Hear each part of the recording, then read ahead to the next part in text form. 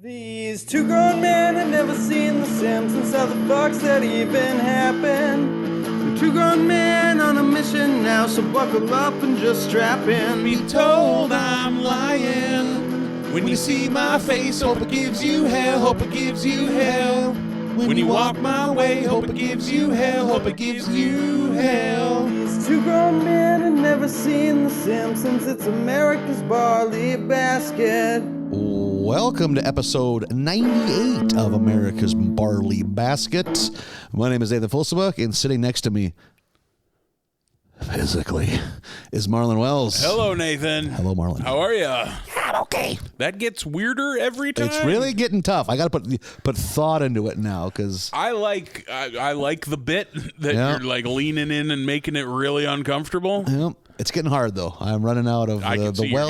The well is that's the only thing keeping this going is my actual arousal. I don't want to let it or me down. That's the only way you can get your motor running anymore. Make a middle-aged man feel uncomfortable. That's why I take the bus everywhere. Oh God, am I middle-aged? Is that what that? Oh boy. Yeah. Wouldn't you be? I don't want to. I know young beauty like you doesn't like to give your age out, but I think middle age, 40 to 60. I think 45 to 65 is a middle-aged person. Yeah. Like statistically, I'm in the middle, as in the center, because I'm about at the halfway point of life expectancy for an American male. So, but like. I think that phrase... Middle age is more for the middle of your adulthood, maybe? Yes, exactly. Yeah. I think I'm just regular adult. Just regular boy. Yeah, I'm just a real normie. just a regular boy, sir. That's how I describe myself to the mailman in the mornings. Don't be afraid. I'm just a regular boy. A regular boy. Come back. You burst out of the shrubbery every morning. Ooh, parcels.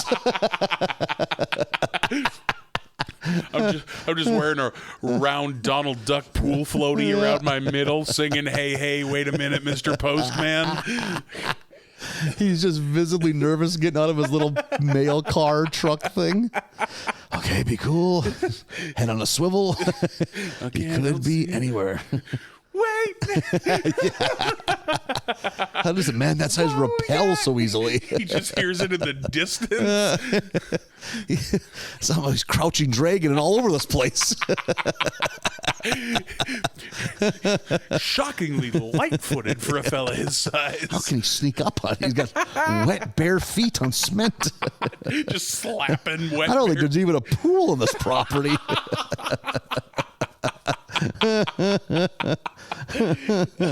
We're 2 blocks from the river, but still, how's he still wet when he gets back? Inflatable duck around the waist, pool cap with that thing that pinches your nose shut so you don't get water in your nose. Water wings, maybe. That's a nice touch. Yeah. Wait a minute. Him getting in the truck, think it's okay. You're just in the back waiting. Dive out as he's pulling away. I wish there were 2 seats. I wish the police would get here. They've stopped taking my calls. Oh, God. They've never been able to find you, so they assume he's insane. Are you real? Federal employee? Need to put up with this? Tell me you're real. That's all I want to know.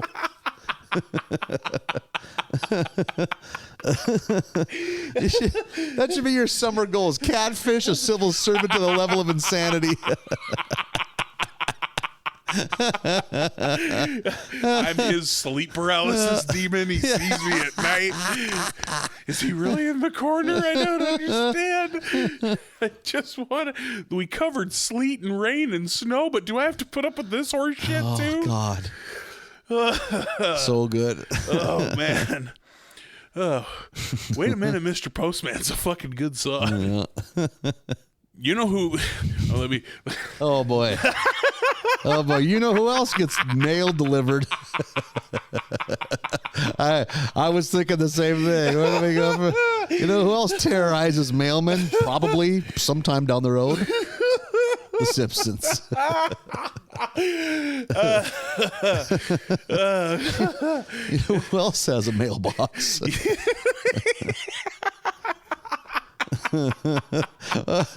What a thing to try to make conversation over. Oh, you get mail? Yeah, man, I do. That's cool, dude. We all do, man. Like, are you into it? What do you mean into it? Me and a group of, I wandered into a stranger's kid's birthday party at the park, sit down with the rest of the dads and start making small talk. You're just casually drinking from a Sunny D bottle that's clearly fucking mixed with vodka. Like, you guys get the mail? What do you It's a think? gallon. Yeah. Think this fucking mail shit's here to stay? What are you talking about? Been here since the 1800s. What are you talking? The stamps are fucked, right?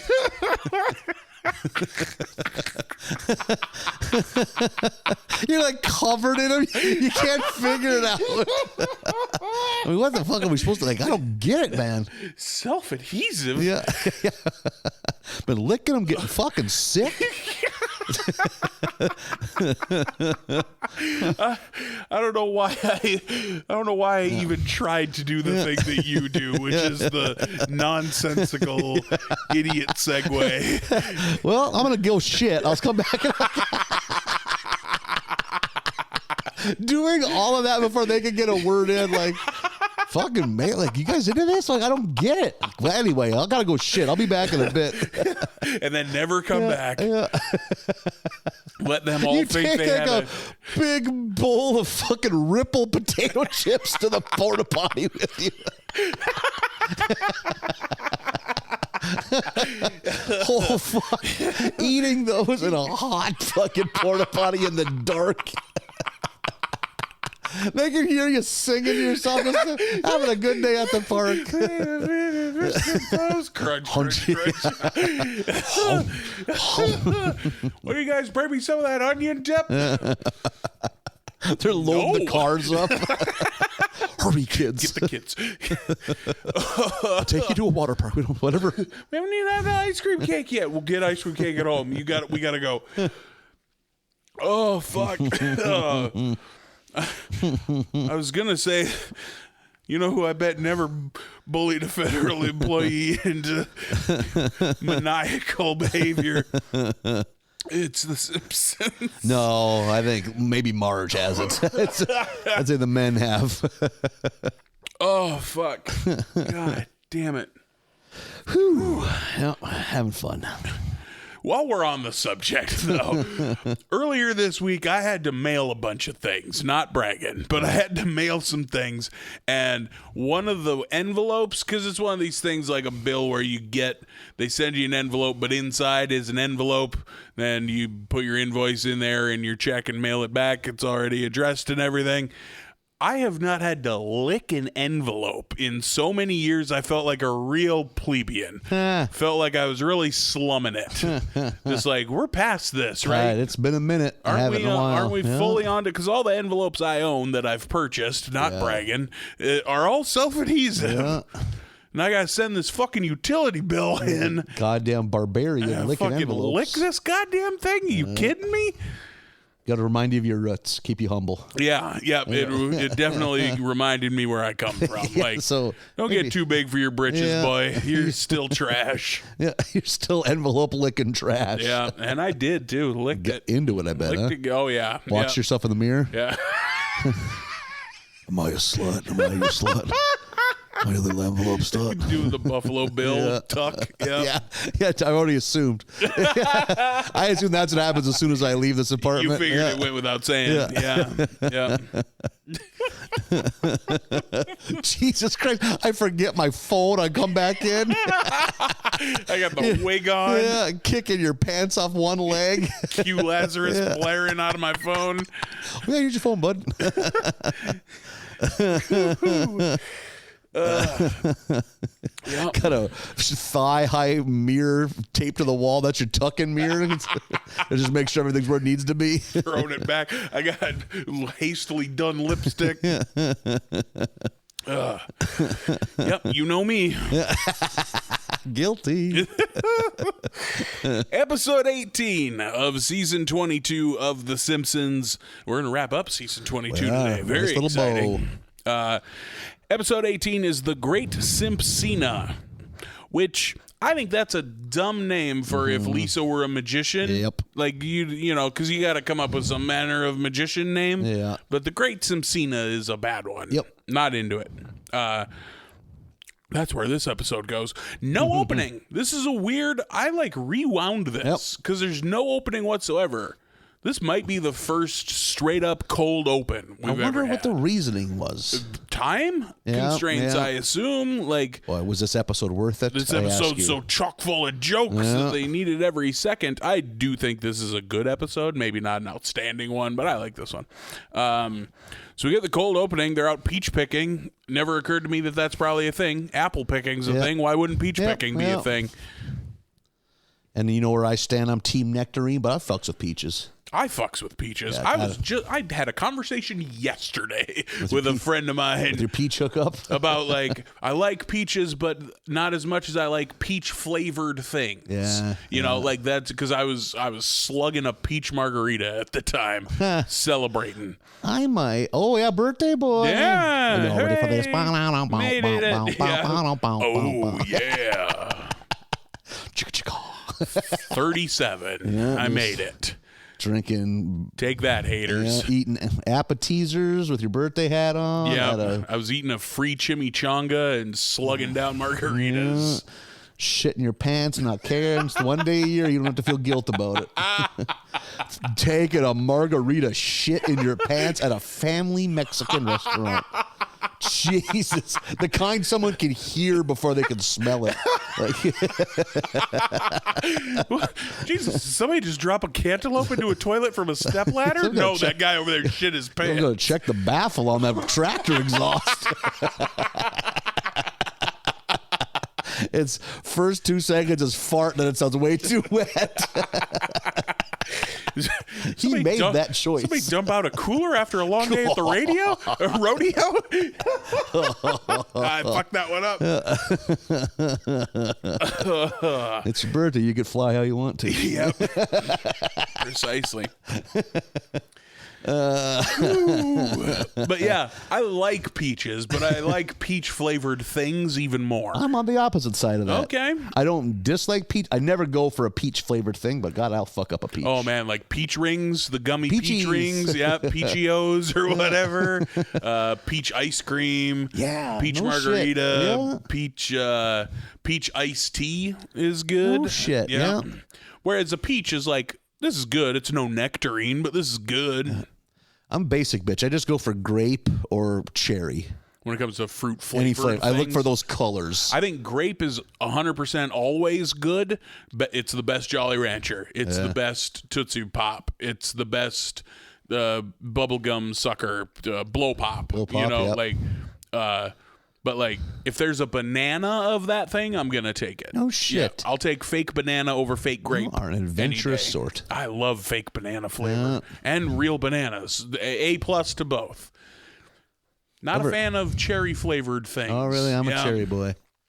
Ever had a regretful night on 99 bananas? That fucking super powered schnapps or whatever, vodka, whatever that shit would be. It's a schnapps. I've had a handful of that. I've not all at once. I've had a handful over the years, but never just sat and drank a bottle of it and shit my pants on the bus. I had one of those where you drink too much too fast, drunks on that, and being at a party with 100 people at it and thinking I'm going to die. Fuck, you fucked up. It's dangerous. This is too much banana. This is too much bananas. Oh, it's so creamy. Over at the corner going bananas. What does it be more fun? What are those even for, though? Those are for teenagers to get drunk and puke, Die. right? Yeah. Fucking crash your car. No one. I've never been to a nice bar and had them mix a cocktail. I was just gonna say, I'm sure it can be, but yeah. I'd like a Manhattan made with 99 bananas instead of whiskey. Holy shit. A Bloody Mary sounds good, but could you take out the vodka and put 99 bananas in? We're going to start you on fire is what we're going to do. The first corporate ordered murder in fucking Chili's history. I'm just picturing like a hoity-toity bartender with a handlebar mustache and tattoos at one of these nice downtown joints, putting fucking 99 bananas and a little vermouth and some bitters into a big rocks glass with a big round ice cube. Orange peel. Yeah, being like, I got to go back to night school or something. I can't keep doing this. Feeding this lunatic pig fucking 99 bananas. Fucking shouldn't even call this a Manhattan. This is an Albany at best. Schenectady. You think he can hear you pissing your pants as he's making the drink. Thank you, sir. I'll be back for another in a moment. We want a tip. You better make it strong. You've had 14. You haven't tipped once. I don't. He's calling the police. Yeah. You're like a baby. You have a blowout. I got a 40-year-old man who needs to be changed. Who do I call? Is that you guys or the fire department? Or is that the hospital? Call the fire department. Like you're a cat in a tree. You're a drunk man on a stool. I mean, he won't get down. I can't pick him up. It seems like you guys. You guys got the ladders. I don't know. Bring the trampoline. You're going to need it.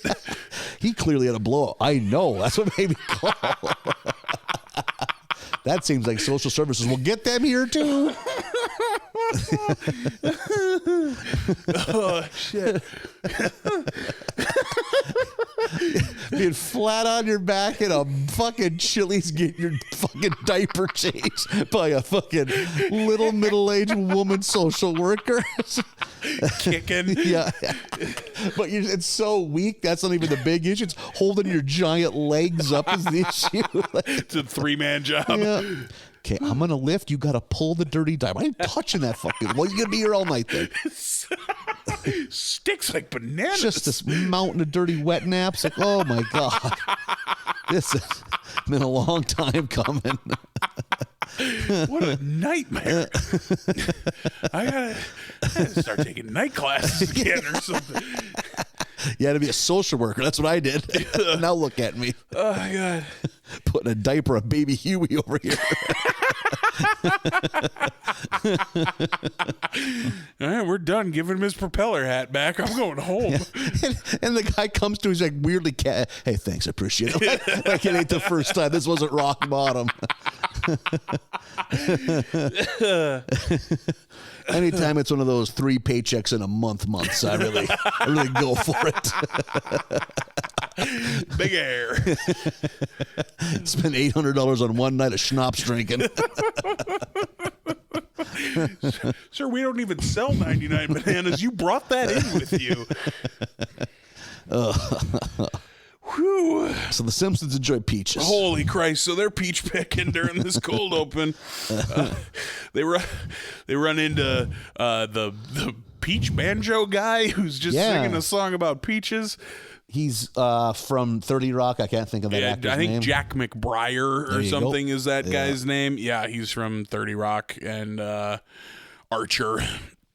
Oh, Archer too. Didn't know that. I think maybe just a guess, just a one episode, but I think that might be the only other thing I've ever seen him on is 30 Rock and Archer.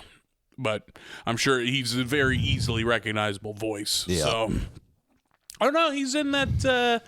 What's that good Jason Segel movie where he's got all you see his dong a lot? Yeah, Forgetting Sarah Marshall. That's the one. Yep. That's how he's on vacation. He's a newlywed on vacation. Yep. I was trying to think of it too. Yep. That's where else I've seen him. But he's like singing a fun song about peaches. The kids hate it. The kids hate this, period. And so does Homer once he finds out that not only did they have to pay to pick all the peaches, but now they have to pay to take the peaches home.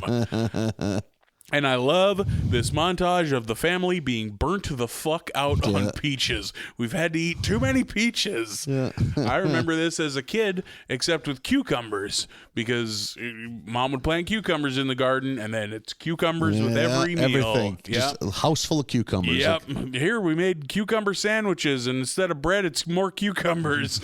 You got to eat them all. What are you going to do? Cucumber rinds. Yeah. Do not buy a cucumber from July to September, because because someone will give you Someone will give you a pickup box car trailer, trunk yeah. full of cucumbers. Yeah, cucumbers grow quick. Luckily, I love cucumbers, Yeah, and even I can't get tired of cucumbers. I don't think. Just dice them up. I can eat them like potato chips, just like. Oh yeah, yep. I frequently do. Yep. Just I'll eat a cucumber like a carrot. Couple of cukey boys over here. Yeah, a couple of real cukesters.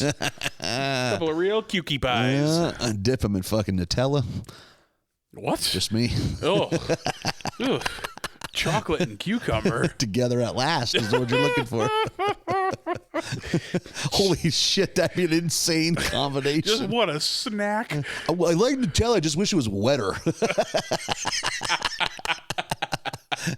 Telling this all to a grocery store attendant that is scared of you.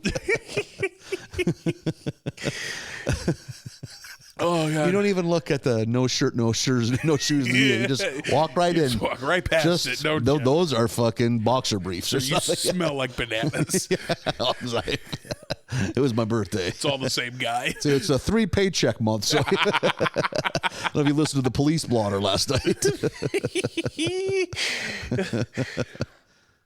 Family completely fried out on peaches. They can't eat any more fucking peaches. I love when we get Marge drawn disheveled, like with lines some under the stray eyes. hairs Yep. and lines under the eyes. I like seeing fried Marge. Yeah. Homer takes Marge to go get a couples massage so that the kids can dispose of the peaches quietly while they're gone. I thought that was fun. That's a neat trick. Yeah. Bart, I forget what happened.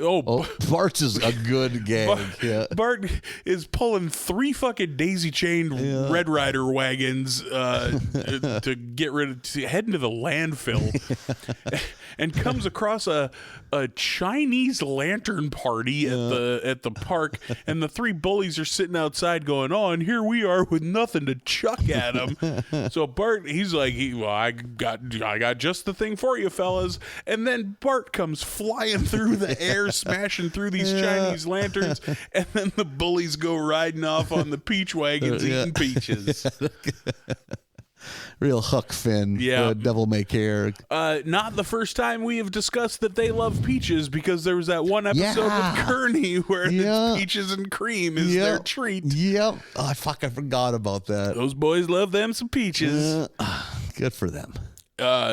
Lisa, she wanders into a bad neighborhood, real bad neighborhood, and is chased by a raccoon into this spooky old house. And she runs in and slams the door and is like rifling through some things. This is a magician's house, and he comes in and catches her in the house. His name is the Great Raimondo, which isn't okay. I'm pretty into that as far as magician names go. I didn't look up who voiced him. I should have. I couldn't tell, but it had to be someone. Yeah. Maybe like a, oh God, I'm trying to think of the name of like the guy that won a Best Supporting Actor on Ed Wood for playing Bela Lugosi. I never saw Ed Wood. Is Ed Wood good? Oh, fuck yeah. Ed Wood's terrific. Who directed that? I should know that. Tim Burton. Oh, yes. Yeah, that's why. He was on that winning streak. Martin Landau. Martin Landau. God damn it. Yeah. I got reminded because I have a note about Martin coming up. Martin Landau or Martin Martin? Martin. Okay.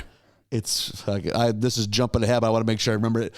It's when Nelson's giving everyone wedgies, and fucking Martin presents his bottom, and fucking he starts pulling the underwear, just endless underwear on a string. And he gives a thumbs up to Lisa. Lisa gets, and then cut to Nelson sleeping in a quilt made out of the old underwear, because Nelson's home life is not good. Yep, that's a good bit. I like that. Not the only glimpse into Nelson's home life we get during this episode. With the lunch boxes. Yeah. The Great Raimondo is going to take Lisa on as his apprentice and teach her how to be a magician. Lisa, excited. She's into this, which I wouldn't think Lisa would be, but she takes to this pretty quickly. She seems like she'd be a skeptic of it. she goes home and is telling the family, and fuck this insane joke where Grandpa comes walking by. He's like, "Great Ramondo, I once saw him in the 50s turn the Secretary of Agriculture into the Secretary of the Interior. It was hell on both their wives, but sure brought down the corn prices." Yeah. Holy shit. Yeah. What an insane. Oh, good. Yeah. Just how casually he just rattles it off. Yeah. I love that's great writing. Yeah. Whoever wrote that joke, that's very good. Ramondo's, we get a TV commercial for Craig Demon Magic Freak, which is very funny. And I like that Ramondo is not into that at all. Doesn't like this fucking newfangled magic. He wants the old magic back. It's like the Jim Cornette of magic. This is outlaw bullshit mud show fucking magic. Yep. Yeah. I listened to a Jim Cornette podcast clip just today. Did you? Yeah. Look at me go. Yeah. Starting your day off on the right foot. Yeah. He was right that CM Punk Dustin Rhodes match was very good on Dynamite. Yeah. Look at him giving credit where it's due. Yep. I don't agree with the man on much, but I'm with him on that one. So we get like a long montage of Lisa doing magic. This is where that underwear gag is. And it lasts less than a second. Them showing Nelson sleeping in that under that and, like, underwear not quilt. Sleeping well. He looks sad in bed. Oh, Nelson. Somewhere along the line while she's cleaning, Lisa finds Ramondo's secret room. Of course, he has a secret room where he houses a bunch of his like more dangerous tricks. We see a lot of saws on the wall and that kind of thing. And then the big centerpiece is the milk can escape trick that Harry Houdini passed down to Ramondo. And he decides he's going to teach it to Lisa. He's going to, because she finds it and says out loud she's not going to like read the secret and do it herself, so he knows he can trust her. And he's going to tell Lisa how to do the milk can escape. And she does it at school. Huge fucking applause. When she says something along the lines of "forget everything you know about milk cans," and then after the trick, it quick cuts to Skinner going, "I've forgotten everything I knew about milk cans." I'll never look at milk cans the same. I don't know what to think about milk cans anymore. That's it. Like he had preconceived notions about those that I like. And his mind's been blown. Holy shit. Lisa meets a boy. He comes up and gets an autograph, and she thinks he's cute and gets all Twitter-pated and goes and tells him the secret of how to do the milk can trick. Lisa. My note for that was Raymondo's before bros. Remember where you came from, Lisa. So clever. Feather Big in fan. my hat. Good work. Thank you. And that kid goes running straight to his dad, who is Craig Demon, and tells him what the trick is. The kid knows like the parlance of magic. Yeah. It's like the 3/4 turn slip socket, Dad. Yeah, Like, knows exactly what it is. I love how like douchey this Craig Demon is. My next weekend with you, there'll be no chicks, just me, you, something, and Ben Roethlisberger. He's such a fucking creep, this guy. Ramondo pissed, obviously, because of course he is. And then Homer goes to talk him into like forgiving Lisa and hey, she's a good kid. This whole conversation happens while Homer's suspended in a net because he clearly was trying to break in and he just got netted. And he does. Ramondo goes and talks to Lisa.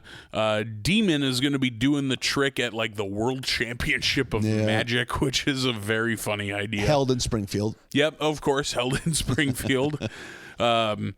Demon's gonna do it. I love the fucking dumb fucking intro that he does. Rides out on a old milk truck dressed in white while Milkshake plays. Dressed like a milkman. God damn it, it's so fucking dumb.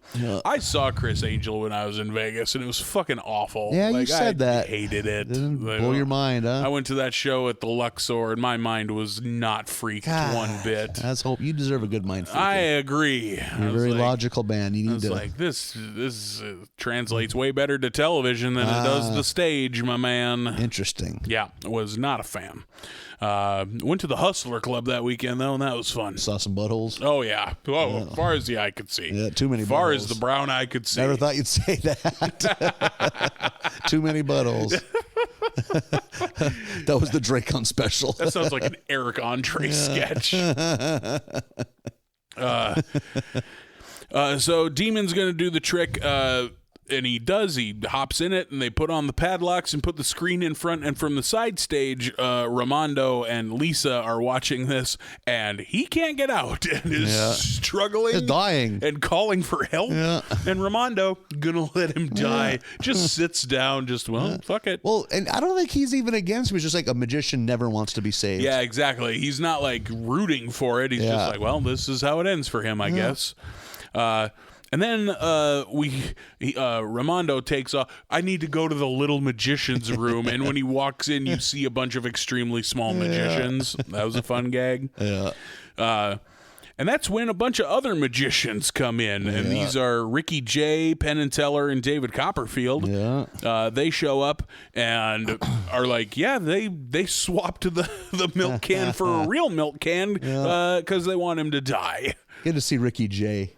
That's a name I had forgotten completely until he said it. Yeah, I remember him mostly from his role on Deadwood because he's an actor too. Oh, I've never seen Deadwood, so he's he was like the premier sleight of hand magician. Like he never did big ornate card guy. He wasn't making like a fucking herd of buffalo disappear. Right. Like, card tricks and like I think he's also one of those guys that can throw playing cards like throwing stars. Oh, that's why he does it here, I suppose. Oh, yeah. I like Penn and Teller, always have. Yeah, that's a fun idea. Yeah. They have a good way of going at things. Yeah, I've always liked their kind of their flair for disproving shit. Like I like their like fool me and all that. I liked bullshit when I first saw it in my 20s. Looking back now, it's like this is just libertarian propaganda is what this is. But a little bit of killjoyism too. Yeah, a little bit of poo-poo on the party. But I do like, you hear interviews with Penn Jillette. It's like, oh, you seem like a nice guy. Yeah. And I like that they let Teller talk on here. Yeah. So then we have a straight up fun like magic fight where they're all trying to kill Lisa, throwing cards, and Penn is like dual wielding wands, and Copperfield turns into a lion. Yeah. I like that Copperfield plays up his like, oh, excuse me, I need to strike a sexy pose and turn on a fan. Like, and then because I haven't thought about David Copperfield in years, and I was like, oh yeah, he was a big fan of that, wasn't he? Yeah. He liked to billow. Yes, he wore very billowy shirts, unbuttoned way down. Ramondo defeats them and saves Craig Demon from the milk can. Demon says something along the lines of moving back to Canada and quitting magic. Yeah, gonna run for Parliament. Yeah. And then Lisa goes out and performs, and the crowd seems to love her. And fucking in an insane ending, Ramondo grabs his ether tank and rolls it backstage and takes a couple of big rips of ether until his late wife shows up. And he's like, well, I've probably had enough. Oh, one more won't hurt. And takes another big rip of ether and ballroom dances with his ghost wife. Lisa has the line, Reynaldo, I knew your heart was as pure as the ether you used to go to sleep. We should develop crippling ether addictions. All right. Like, I'll start today. That's fine. What's the Anthony Hopkins movie? Or no, Dennis Hopper movie? Dennis Hopper, yeah. Is it Blue Velvet? Yeah. Yeah, where they're always ripping ether. Is that ether they're huffing, or is that like nitrous oxide? Oh, maybe I'm wrong. Maybe it's NOS, I think it is, yeah. Because the way it makes their voice a little high pitch when they do it. Like, it's like takes that big drag, Daddy wants to fuck. That's a fucking ringtone. Holy shit. Him or you? Yeah. I wouldn't want to step on his toes. Boy, I haven't seen Blue Velvet in probably 15 years. It's on the short list of like my not favorite, like best movies I've ever seen. Like I remember thinking, boy, this is good, and I never want to watch it again in a real like Requiem for a Dream sort of way. Yep. Yeah. To this day, if anyone orders a Heineken in the bar, my first thought is, Heineken? Fuck that shit. Pabst Blue Ribbon. Oh, fuck.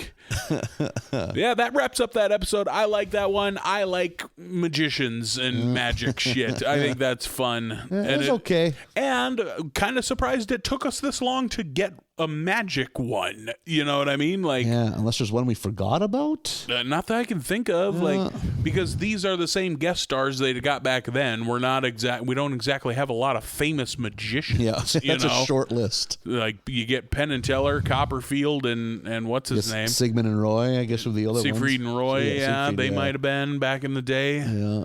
But this is probably, like, what, 2010? This is probably a year or two late to Chris Angel. So good point. Yep. that's probably where it came from. We get another cultural thing coming up here that to me felt late. Oh, okay. But yeah, I like that one. Up to episode 19, The Real Housewives of Fat Tony. After being a jerk to Fat Tony while working at the DMV, Aunt Selma gets herself kidnapped by Fat Tony's goons. I really like the fact of how excited Homer was about this. Yeah. It's like he's watching a live event. He's just like, Yep. we have the best seats in the house. Yeah. I love the way it all starts with Homer making the kids hold his place in the DMV line on the last day of summer. God. What a shitbag. Damn it, Homer. While he goes to the arcade across the street. We get an arcade appearance. Yeah. Man, that's dated. Yeah. I don't know that an arcade would still be open in 2010 when this aired. Not in a or mall. 2011. Yeah. It'd be attached to a brewery. Yeah. Yeah. The other kind of this is an example where there's a prominent A story and a very side B story. Yeah. B story is pretty tertiary here. And one of the more batshit fucking concepts. I think they're in that random ass. I think they just call it the Springfield State Park. I think so. It's like got like one of those signs, so it's a state or regional park of some kind. And they're doing it's just Bart and Lisa doing Bart and Lisa stuff. When they discover, I think maybe they hear. Do they hear the pig first, or does Bart smell out his first truffle? It starts with Bart. Yeah. Finding a truffle. Yeah, Bart's a truffle pig. What an insane writer's room idea. Jesus. You know you're fucking 20-odd seasons deep when you hear that and say yes and. Yeah. You know, like, okay, where are we going with this? Like, instead of just dismissing it. Like, at some point earlier in the season, somebody wrote truffle pig on the board, and they never knew what to do with it. But they got there. Yeah, and they wanted to bring the pig back because a pig is cute and fun. Yep, they like drawing the pig. So while they're realizing Bart has the gift, the pig is with the Italian chef Luigi, and that's where we discover that his pig is useless at rooting out truffles. Yeah, and then I think the chef also makes you could sell these for good money. Mm-hmm. Yeah, you keep digging them up, and I'll keep buying them from you. Yep. So and Bart's all about it. He wants to get paid. And that's what him and Lisa are up to during this episode. Did you see the that Nick Cage movie about the truffle pig? No, I've heard it's good, it was super good, Yeah. and I haven't watched it yet. So yeah, I kind of like this Nick Cage renaissance we're having right now. I like Nick Cage, period. But yes, I like that other people are also liking Nick Cage. That he's not now. like just a punchline, Right? Like, exactly. I'm glad he got out of his direct to streaming fucking IRS debt. It's like, is he very eccentric, to put it kindly? Yep. Dude makes some good movies though. Yeah, man. Nick Cage is great. Fucking Moonstruck. That's a good one to pull out right away. I like Moonstruck. I think he's fun. Fucking Face Off. Yeah. Vampire's Kiss. Which I've never seen, but it looks insane. Raising Arizona. Yeah. The Rock. The Rock is easily the best Michael Bay movie. Adaptation is very good. He might have got an Academy Award nomination for that. Nomination, I think. He won his for Leaving Las Vegas. Yeah, best supporting actor for that, which he's fucking good in. Yeah. Yeah. So we're back at Fat Tony's, kind of his beachside flop house. It's like by the dock somewhere. Basically where they go to rough somebody up. Yeah, this warehouse by the river or whatever. They take Selma out of the potato sack, and Fat Tony is baffled and eventually attracted by how goddamn relentlessly brassy Selma is. Just won't quit. It's like, I kind of love her in these scenes. She is not unlikable. Like, Yeah. you learn, you see the charm of Selma. Yeah, she's just giving it back the whole time. It's like, what would you like me to cut off first? It's like my love handles. It's like my some excess back fat. Yeah. She had a list. She was ready. And fucking Fat Tony is smitten, and goddamn, if he doesn't get her the fucking plastic surgery that she wants, now Selma's a goddamn dime piece. I wasn't ready for that. I wasn't ready for hot Selma. Yeah, Nope. who was? Nobody. Yep. And really, they just drew her like Marge. Yeah, but a little bit curvier. Yeah, that's true. Yeah. So Selma's looking fucking nice, and her and Fat Tony are becoming a thing. Yeah. Going out on dates and shit like that, to the point, goddamn it, they get married. Yeah. It comes real quick. Whirlwind romance. Tony proposes while they're on his boat drowning a guy. Yeah, you're right. And the rift begins at the wedding when they get fucking seated like behind a fucking pillar. Yeah. With just like the oddball weirdos. Comic book guy. Marge not happy. Yeah, which she has the right to be. That's your sister. They're pretty close. Yeah. And she gets real mad to the point they leave early. They leave the wedding because like in the photographs, it's them at like eating dinner at just Krusty Burger. Yeah. Yeah.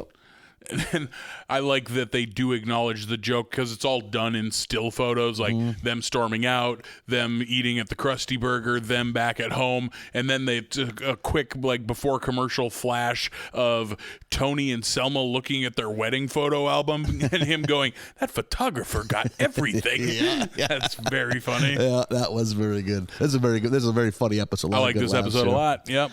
And then Fat Tony shows up at the Simpsons house, and Homer is just beside himself because he assumes he's in for it.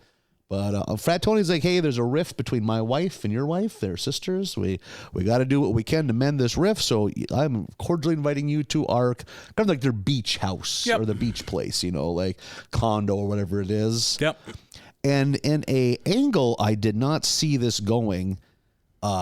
It's a way to shoe in Jersey Shore-esque characters. So weird. Yeah. Like, I didn't expect that, and I liked this half of the episode less than the first half because of it. Yep. It's like, no shit, I guess, okay.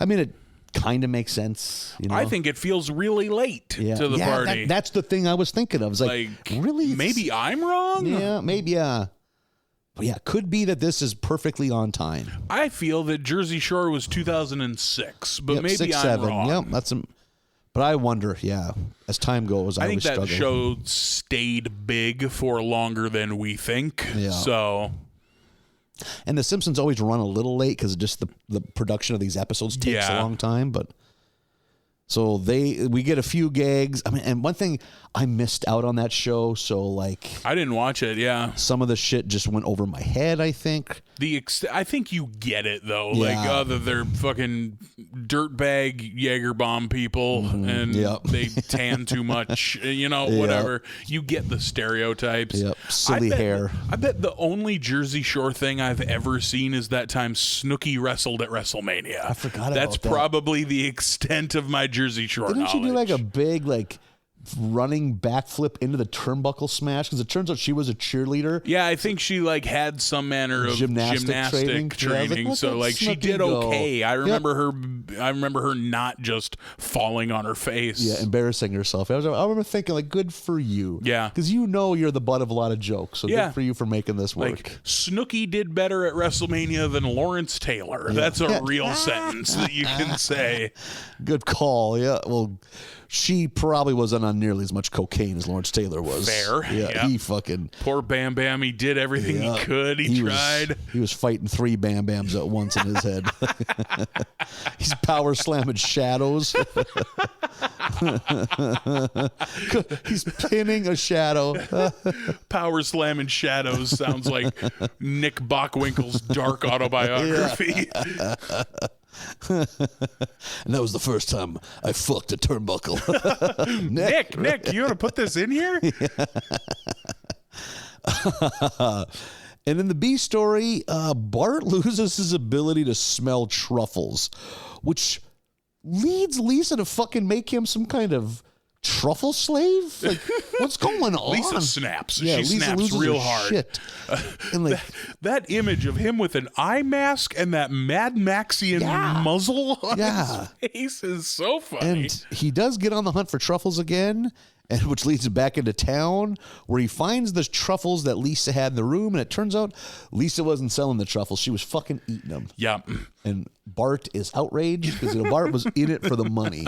I love her like pleading of like, listen, vegetarian food is so bad. I needed these truffles to make them better. Yeah. So good. And when there's one left, it's like, okay, this is yours. You can do whatever you want. And goddamn Bart, what a little angel, gives it to the pig. Yeah. Because that early, it's you find like Luigi announced that the pig never gets it. Pig has to find him, but he don't get him. They're too, I think that's a thing. Like too fancy. in the training of pigs, is like you teach them to smell them, but you don't let them eat them. I think is a thing. like the forbidden fruit. Then, Yeah, sort of exactly. So they're even more furious to find them. I don't know. And then they give it to the pig. The pig loses its goddamn mind. That was a great visual. Just on tables eating any food that has truffles in it. And you just hear this loud snorting in the background. That pig is full of beans. And that's when Lisa's like, oh, that's why they don't feed him. Like, as he's destroying this they go restaurant. fucking truffle feral. You ever I don't know that I've ever had anything that was prominent with truffles as an ingredient. Like I've had like truffle oil French fries or something like that. But like in this scene, they show pizzas. Truffles as like a pizza Like topping. a pepperoni. Yeah. Yeah. And it's like, I don't know that that's real, but No, nor have I. I love mushrooms. I'm sure the best, fanciest, most expensive mushroom has got to be good. I wouldn't mind trying it.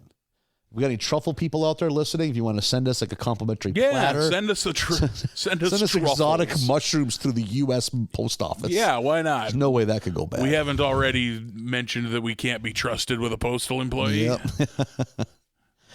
So back to the beach. I don't know if it's Homer or Marge or both. They just overhear that Fat Tony's with his goons talk. He has to make himself look good for his guma. And that's Marge. Like, I've watched enough movies to know that means girlfriend. And she breaks it to Selma, and Selma's devastated. Like, okay, I'll talk to him tomorrow, and I'll clear the air, get to the bottom of this. I think they're at this poolside area when I think she's just getting into berating Fat Tony when a car pulls up and a woman bursts out, and she's screaming about this. And she's like, "Is that your guma right there?" And that's where the whole fucking mixer comes. It turns out Selma was never the wife, she was always the guma. Yeah. And like he explained, like it goes back through to the wedding and the translation. Since you don't speak Italian. Yeah. So like you just agreed to be my side piece. Yeah, like you're the only one who didn't know that you were a mistress in all of this, And it's like, will you take her for better or for worse, or until she rips you down in front of your buddies or something like that. Yeah. So he obviously stays with his wife, and that's when Selma's like, goes back to Springfield with the Simpsons, and pretty much the end of the episode. Except it ends with a map showing New Jersey. Yeah, with the Bonanza music. And then the Bonanza music starts, and the map burns from the middle like the Bonanza intro. Yeah. And then the Bonanza music just plays over the end credits. We're getting a run of the episodes ending weirdly. Really esoteric shit. Like whatever. I love Bonanza, but can't go with you there. I was always team Gunsmoke. Not that you can't be both. Oh boy, yeah. If you like put a gun to my head, I would probably pick Gunsmoke also. But you can like both. Probably an episode where that happens. Yeah. I do love Hoss. God help me, I love Hoss Cartwright. What was the Michael Landon's character? Little Joe. Little Joe. Yeah. And Ben was the old man, and who am I forgetting? That's about it. I think. There's another brother because there's four main characters. That's Ben, Hoss, Little Joe, and Peanut. Yep. It's definitely not Peanut. Buttercup. Buckles. Someone is screaming at their phone right now. My mom is hollering at her radio right now. God damn it. Raised you better. Good episode. I thought better than the first. I enjoyed it even more. I don't think I can go better than the first, but good nonetheless. As soon as all that Jersey Shore shit started, I was this feels 1,000 years old and dumb, but still good. I was shocked and a little bummed that we never once in this whole episode mentioned that that's Fit Tony. Oh, yeah. Because that's canon now, that's not the original Fat Tony. Yeah. And we went the whole episode and didn't mention it. I hope it's referenced like 7 seasons from now. Yeah. That sounds like something Lisa would do. Yeah. Well, technically, that's not even Fat Tony. Well, wait a minute. You're not even... Yeah, I can see that. Episode 20 is Homer Scissorhands. We get a very long couch gag where they're breaking into the Smithsonian to sit on the Simpson couch. Yeah. I thought it was fun. I liked it, but I was like, this goes on a while. But enjoyed it nonetheless. Lisa is painting Patty and Selma, and I didn't know Lisa had any amount of painting talent. Yeah. That seems new. And a throwaway. Also, back-to-back Patty Selma episodes. Yeah. Not that this one's nearly as Selma-centric, but featured prominently early on. Yeah, they're right there right away.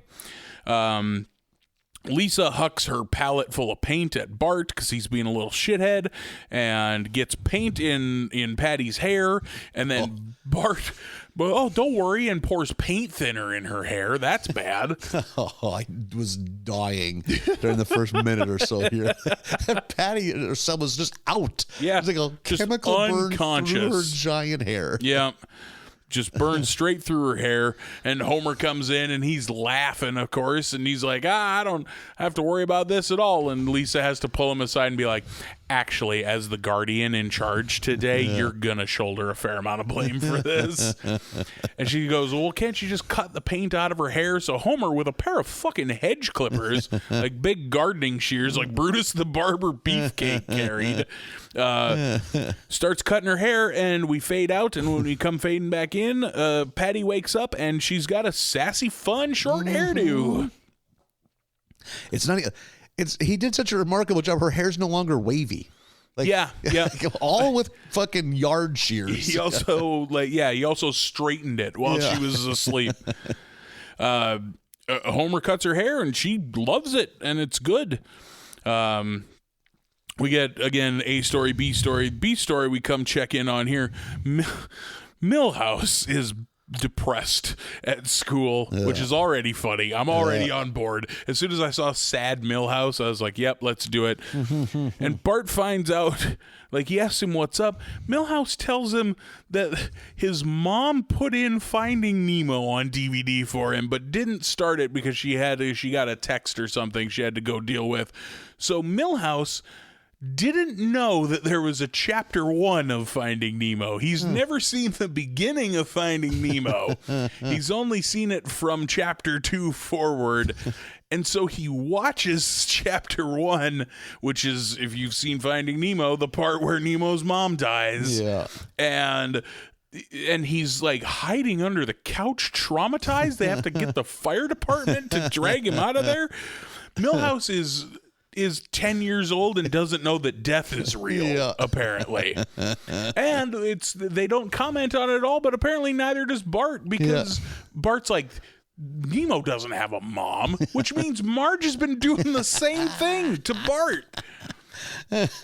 Oh my God. Finding Nemo, pretty good movie. If you're gonna dip a toe into a Pixar flick, Finding Nemo's I've seen bits of it. Yeah. Milhouse, the lesson he takes from this is he's gonna embrace life and live to its fullest, because it could end at any time. And he's gonna do that by telling Lisa how he feels. In a very public way. I immediately was like, oh no. Come on. Damn it, Milhouse. Homer is sitting at home, and he's got some manner of talent for hairdressing, and that's when Lindsay Nagel comes barging in. I hear you do hair. Oh, yeah. That slams down $100 bill, and he gives her a haircut. How relentless they are with this, just bursting through. Yeah. I did like the joke. As soon as he's done cutting her hair, she's got a mirror, and she's like, oh, it looks great. It's going to be great for the party tonight. And then she lays down on the floor and goes, and it'll be fine tomorrow morning after the party. Lindsay Nagel, have fun. And Homer opens a salon. I did like the joke about, but where am I going to find any commercial real estate? And they pan down the downtown and endlessly empty streets. Everything's closed. I thought that was a fun, quick joke. Homer just never goes to work anymore, does he? No, Never at work. It's a fucking Tuesday in February. He's at home. He opens a salon called Are We Hair Yet? I don't think the best pun hair salon name, but not bad. Not bad. I think the best pun name for any business in real life that I've ever heard is, I saw a photo of a breakfast food truck that was called It's Fried Egg, I'm in Love. Gee, that is good. Yeah. That's funny. Like that's the kind of pun business name that everyone should strive for. Yeah. Darth Vapor, also pretty decent for a vape shop. Yeah, that is good too. Milhouse fucking whips out a theremin of all things. Of course he does. At the cafeteria and sings Lisa a song about how much he loves her. So awful, so cringy. She shuts him down, of course, like she's always done. And as Milhouse is trundling away, this 5th grader named Taffy comes over and immediately is all over Milhouse. She loved it. She loved the theremin song. Voiced by Kristen Shaw. There you go. Yeah. Yep. I like her a lot. She's a good voice actress, too. Yes, very good voice actress. Very Bob's distinct. Burgers, probably the most well-known. I would assume so, yeah. She's the little one. Boy, I love that show. What the hell's the little one's With name? the ears. Yep. Yeah. Louise. There you go. Yep. I think I know her from her stand-up. That's probably the first thing I ever saw her was stand-up. She's funny. Yeah. Also in, what's that Will Forte show I don't like? Oh, yeah. Last Man on Earth. Yep, you're right. She does have a pretty prominent role in that. She did. I guess it's off the air now. Yeah. I never cared for that. I was excited for it because I like Will Forte, and I was like, this ought to be good. But then, like, at the end of the first episode, a different person shows up. I was like, oh, well, this show's a lie. Yeah. I expected Will Forte acting opposite nothing and maybe that doesn't make for a good show. But I enjoyed it, but it was never as good as it had the potential to be with the amount of talented people that were a part of it. Seemed like a show that was expensive to make. Yeah, I bet it was. Yeah. I don't know. Because they're not shooting on just like a little simple soundstage. Yeah. I need to watch the MacGruber series that they put out. Like, I like the movie, and then they put out the series. I've never seen the movie. I always heard it was really funny. Oh, it's good. I enjoyed it quite a bit. Ryan Felipe is funnier than you think he would be. Oh, yeah. He's like the real agent. Yeah. Yeah. Also, one of the, maybe, if not the last, one of the last, like, prominent Val Kilmer roles. No shit. Yeah. Huh. So Taffy loves Milhouse and his theremin. Meanwhile, back with Homer, he is fried listening to women gripe all day, which feels a little misogyny, but just a pinch. This is what Homer would think, you know. He just thinks that they just complain about their men all day, which that's all we see is them complaining about their men all day. And he runs out to Moe's and vents his frustration, but he...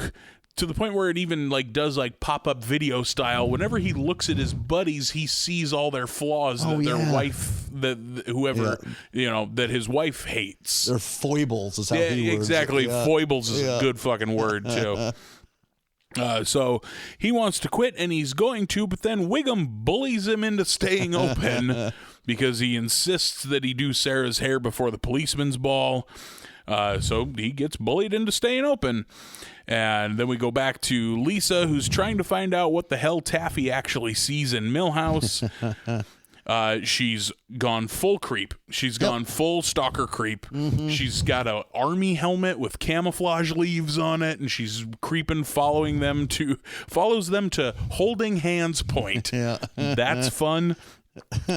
Maybe my favorite quick joke of this whole batch, she peers through the shrubs and pops out like, I gotcha. And it's Hans Moleman holding hands with the lunch lady. Lunch lady Doris. Yeah. And he's like, we're trying to fix our relationship. Yeah. He Salisbury steak in the sheets, but cream corn on the streets. Which that one didn't really apply to me because I love both those things. So she finally comes across Milhouse and Taffy, and Taffy's like, listen, man, if, you're going to be hung up on her. I can't be around this. And she takes off. And Milhouse, rightfully so, fucking lets Lisa have it. Yep. Just like, God damn it, you don't want to be with me. You don't want me to be with somebody else. How fucking miserable do I got to be? Milhouse unloads on Lisa. Yep. And I was like, hell yeah, Milhouse. Yep. Stand up for yourself. And then Lisa rears back and kisses Milhouse. And I was like, fuck you, Lisa. Because now you're just twisting the boy up even worse. Yep. I did not expect to come out of this episode not liking Lisa. Yeah, right? You get one of those about every other season. Yeah. Where she fucks up. Yeah. Like, damn it, Lisa. But it's not really portrayed that way here. I don't think you're supposed to dislike Lisa here. But Milhouse, of course, is all aflutter again. Yeah. And it's like, well, good job. You got him back on the fucking back burner hook, lady. Good work. He gets so excited, he falls backwards over the cliff, and he rises like an American eagle, and we get a first time in a minute, everything's coming up, Milhouse. Yeah. I was just irritated. I was like, fuck you. You leave my Milhouse alone. You're being emotionally exploitive, Lisa. Yeah. And then Marge and Homer are at the policeman's ball, and Marge comes in with a brand new hairdo, and everybody's fawning over how great it is. And Homer is like, this is clearly a setup on their part. Homer's like, nope, it wasn't me. And Marge goes, well, I'll never tell anyone that Julio did this. Oh, whoops. And then all the women go running to Julio, who is Marge's hairdresser. Julio's a fun character. Yeah, I like Julio. I like when he shows up in things. So now Homer doesn't have to cut hair anymore because they all went to Julio. And then there's just a nice moment where Homer is doing Marge's hair out in the yard, like washing Marge's hair. It's very sensual. Yeah, Marge is into it. And that wraps up that episode. It was fine. It's fine. I didn't love or hate it. I put it a step below the other two, but it was okay. Yeah, it was all right. Now we're up to episode 21, The 500 Keys, which has to be a play on that, like, I don't know if European. They had a movie called The 400 Blows. Oh, okay. It's just this really artsy-fartsy, like, new wave cinema from like the late 50s, early 60s, black and white. It's a deep. The references they make with these. Yeah. And this is the second 400 Keys reference we've ever had. There's an episode where the screen just freezes on Nelson's face at the very end, and the camera just closes in on him softly. That's from the 400 Blows too. Jesus. Yeah. Because it didn't dawn on me till right now. I was like, this isn't the first time that movie's, and I mean, it is foreign as foreign can get. Like, there's no known actors in it. Is that like during the film festival one where Nelson made the sad movie? It is. Okay, it is. It's the final scene of his movie. Okay. That's what it is. Yep. Yeah. Jesus, what a thing to reference twice. Yeah.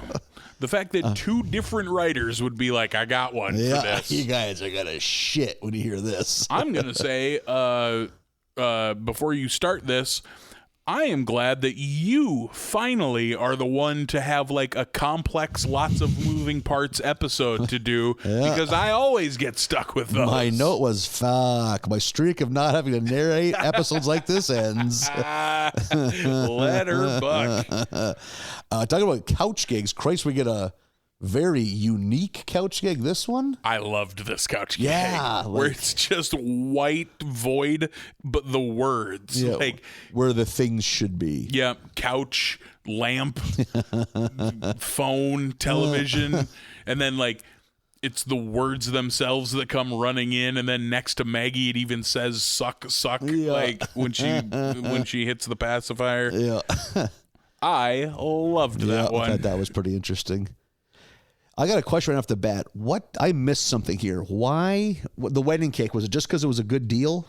Because they got the cake at a returned wedding cake store, which is so awesome. Pally is running. Man, wedding cake is one of my favorite desserts. Like a good slice of wedding cake is the shit. Isn't wedding cake just cake? It's a better cut of cake. It's better than just a Betty Crocker cake. Like, like the frosting's all natural and like homemade and shit. Like, sure. Oh, God. It's just a good cake. Oh though. yeah. Oh, but you're right. Yeah, it's cake, just good. Right. Cake, I was curious. I was like, wait, is wedding cake like a different flavor of cake? But no, it's just a good. Just all the cake things done well. I love a cake. I'm a cake boy. I'm a cake boy too, more than a pie boy. Yeah, I'll take cake over pie. I'm a crisp boy probably overall, but next week can't go down this road. Boy, I'd probably take a cake over a crisp or a cobbler. And I like crisps I like and cobblers. crisp and cobblers, but I do like cake too. Crisp and cobbler is definitely our touring stage show, you and I. I'm crisp and I'm cobbler. Gobble, gobble. Oh, my God. We got to write all this down. What was I going to say? Favorite cake, chocolate with peanut butter frosting. Oh, really? That was like my mom's go-to cake that she would make as a kid. I don't know if I have it. It's probably just white wedding cake. Like, I love that shit. I like a white cake, a yellow cake. I'm not convinced. I'm not convinced there's a cake I don't like. Is what I'm getting at. Yeah. I'm not wild about angel food cake, but it's fine. I'll fuck a piece of angel food cake up too. With all the strawberries and the whipped cream shit. Yeah, like so will I, but it's not going to be the first thing I'm going to reach for. Carrot cake. Might. Oh, I love carrot cake. I'll break a marriage up over carrot cake. A German chocolate with the caramel coconut frosting. Yeah, that's good. Pretty into that. Yep. Classic white birthday cake with the funfetti. Yep. God, yeah. So, breaking news: cake is good. You heard it here first. We're what won't we say is what hot take won't we deliver on this podcast? There's also I looked it up to see if there was some reason, but not that I could find.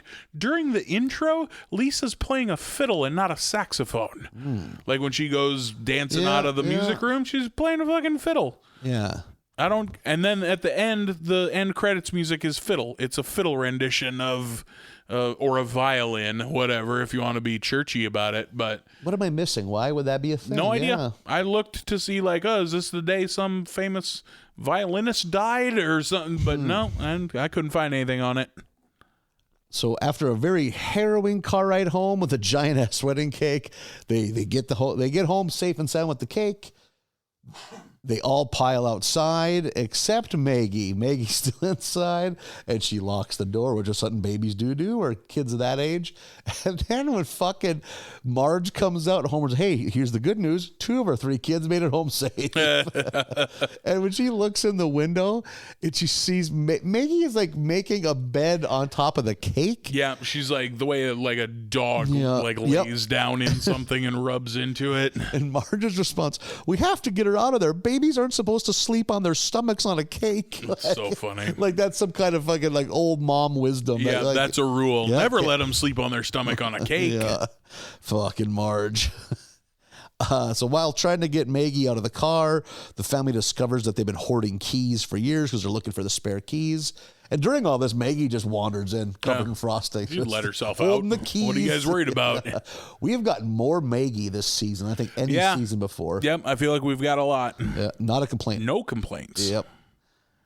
So now we discover, like, the kids ask about the keys, and Homer's like, well, when you become older, you just, over the years, you accumulate a lot of things, and some of those things are keys. Yeah. Like, I can see like a couple keys in a floating junk at drawer, the bottom of a junk drawer, where you're like, I don't know where the padlock is that this goes to, but like just a fucking drawer full of keys. Makes no sense.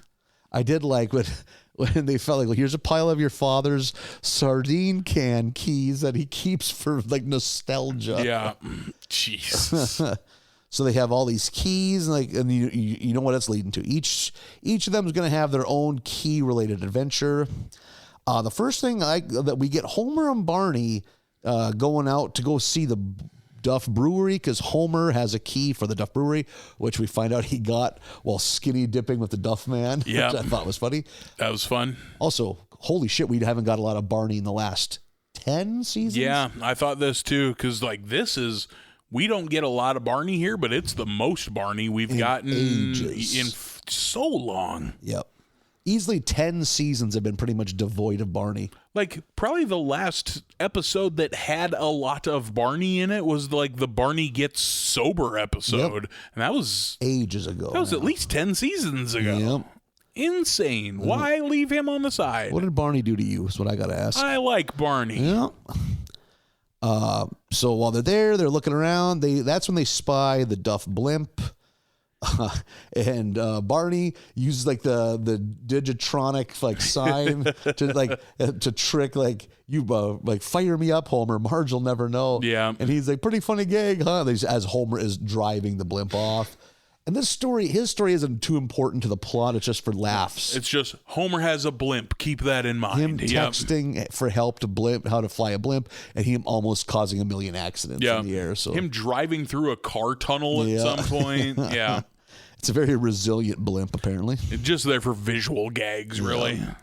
And then another one that's a lot of visual gags, too, is Maggie and Marge. Maggie finds a key. Well, this must be for a wind-up toy.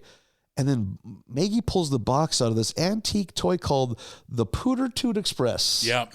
And it's a old tin wind-up toy, because that's what the key's for, of a chubby man and woman pushing one of those those seesaw railroad carts, whatever those are called. And they fart each time they go up and down. Yeah.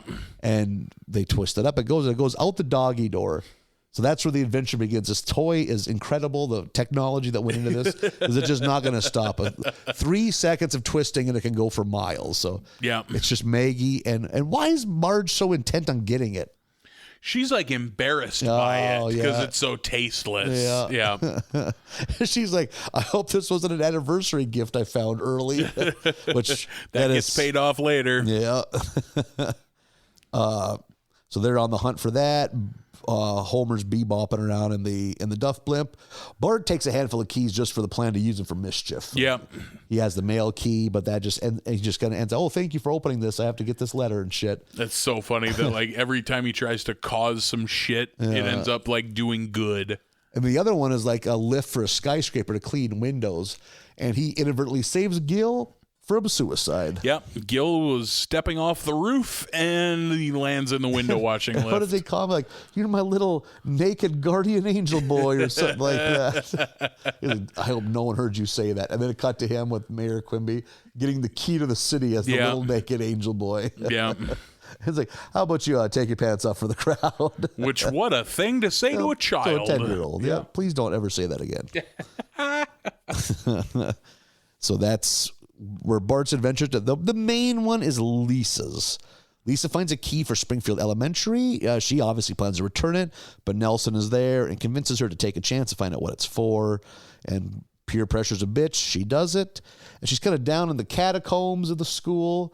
First discovers what's supposed to be a banned book room. And then it opens up into a goddamn, like, I was so confused. Like, like a super nice multi-purpose classroom. Yeah. And I love the joke. You went by it, but I can't. She sees a door that says banned books, and she's like, ooh. And then the next door says banned, B-A-N-D, books. And she's like, oh, banned books. And then the next door, the one that she goes through, is banned books. That's extremely funny to me. I kind of forgot about the third part of that. Yeah, that's a good joke. Banned books. So she's like, what could this be? She's confused by it all. And then she ends up going to talk to Principal Skinner about it. And he kind of just plays dumb. But when Lisa's out of earshot, we get him talking to Chalmers. Oh, like she's onto us. Like, she doesn't know anything, this and that, and this and that. And some pretty good back and forth, as it always is between those two. Those two are good. Yeah. So Lisa leads all the kids. They got the cameras for the school newspaper, going to show.